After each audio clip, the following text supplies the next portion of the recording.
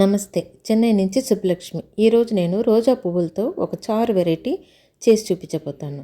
దానికి కావాల్సింది రోజా పువ్వులు, మునగాకు, తమలపాకు, పచ్చిమిరకాయ, అల్లం, జీలకర్ర, మిరియాలు, టొమాటో, ఫ్లాక్స్ సీడ్స్, ఉప్పు, నూనె. రోజా పువ్వుని ముందుగా 2 సార్లు నీళ్ళలో శుభ్రంగా కడుక్కోవాలి.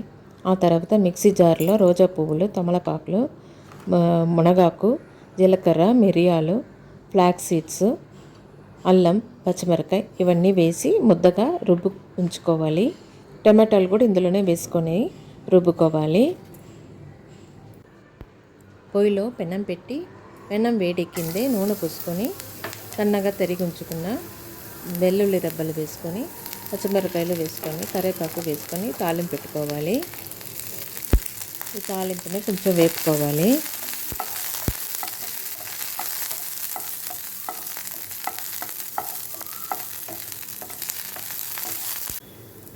ఇప్పుడు ఇందులో చారుకు కావాల్సినంత నీళ్ళు పోసుకోవాలి.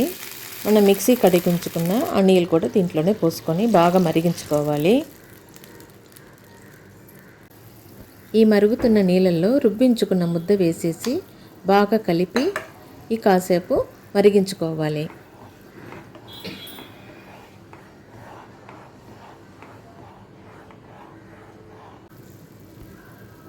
ఈ మరుగుతున్న దాంట్లో ఇప్పుడు సరిపడా ఉప్పు వేసుకొని బాగా కలుపుకోవాలి. రోజా పువ్వులతో చేసిన చారు రెడీ అయిపోయింది. ఇప్పుడు ఇది ఒక పాత్రలోకి తీసుకొని రోజా పువ్వులతోనూ మునగాకుతోనూ గార్నిష్ చేసుకుంటే ఈ చారు రెడీ అయిపోతుంది. ఇది అన్నంలోకి బాగుంటుంది, సూప్ లాగా తాగడానికి బాగుంటుంది. అందరూ ట్రై చేసి చూడండి. ఈ పువ్వుల్లో మనం తీసుకున్న వల్ల మన వెయిట్ తగ్గుతాము. అలాగే మన మైండ్కి ఉండే స్ట్రెస్ తగ్గుతుంది. అలాగే మనకి పీరియడ్స్ ప్రాబ్లం ఉండే వాళ్ళకి సరి అవుతుంది. జీర్ణశక్తి పెంచుతుంది. అలాగే డయాబెటీస్ తగ్గిస్తుంది. సో ఇది అందరూ ఉపయోగించుకోండి. మన చుట్టూ ఇలాగ మనకు కావాల్సిన చాలా విషయాలు ఉన్నాయి, మనమే చూడటానికి మిస్ చేస్తున్నాము. అందరూ అవన్నీ చూసి ఉపయోగించుకోండి. ఇలా నా ఛానల్లో చాలా మంచి అయిన విషయాలు, వంటకాలు ఉన్నాయి. అందరూ చూడండి. నా ఛానల్ సబ్స్క్రైబ్ చేయని వాళ్ళు చేసుకోండి. మరో వీడియోలో కలుస్తాను. నమస్తే.